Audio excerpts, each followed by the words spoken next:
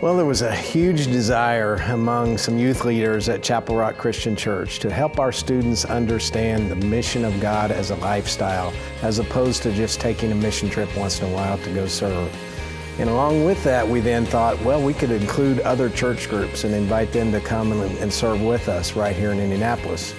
And over the years, we just worked with more and more groups and saw that it was beneficial both to the city ministries and churches, but also to the groups that came. And we realized we were developing an even deeper love for the local church and just wanting to help them understand how they could see the mission of God as a lifestyle. And so our ministry changed over the years from just simple service projects to a way of just preparing people to not only engage in service, but spend a considerable amount of time thinking, praying, talking with each other, hearing from speakers, being challenged to say, you know, there is more to it than just coming and swinging a hammer. But we really need to see what God could show us to do back home. God has placed us in Indianapolis. It's an asset.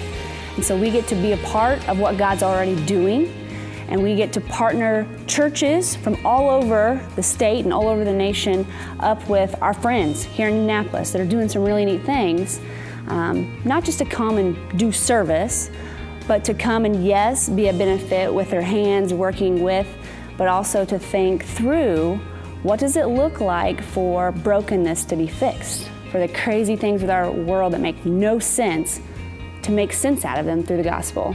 We do more than service projects.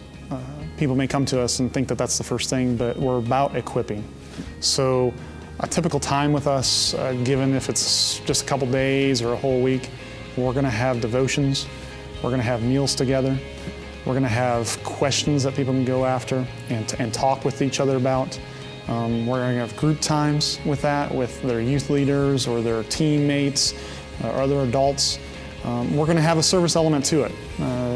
A good chunk of the day, during the middle of the day, you're going to be out maybe roofing, you might be out doing some cement work or something like that. But even during those times, we're sitting there talking, we're facilitating a discussion, but it's really all about just equipping so that you'll go back home and you'll love your neighbor where you're at. We want to be about doing the behind the scenes work so that a team leader can focus on the discipleship of their team members. So we are going to do all the planning for food and housing and tools and site leadership, etc., so that when a group comes and works with us, they can focus on their people because they have relationships with those students or those adults. We can provide something that is just almost very difficult for an individual church to do on their own, and they spend so much time and energy with all the details that they don't have enough time left or enough energy left to pour into each other. So if we can do those things for them and allow them to really concentrate on the relationships, discipleship, and mentoring, we feel like we've provided a service that is valuable. I think there's value in going outside of your norm, going outside of your day in and day out routine. And so coming to work for a weekend or a week gives you a new perspective. And so it's presenting these opportunities or presenting these experiences to groups so that they can think about, man, what could that look like for me where I'm from? Hopefully, during the time that they've been with us, they've gotten a little bit of that. They've been able to see a little bit. Some of their mind might have been changed. They might have a little bit grander spectrum. And then when they go back home, hopefully they might be able to help some other people see that, or they might be able to start living a little different. So when they're just sitting in their home, they're gonna be able to look at their neighbor, whoever it is, and be able to figure out one little way that they might be able to help them and show God's love.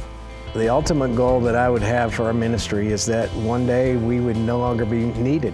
Imagine a scenario where every local body of believers so lived together in a way that honored Jesus and loved their neighbors.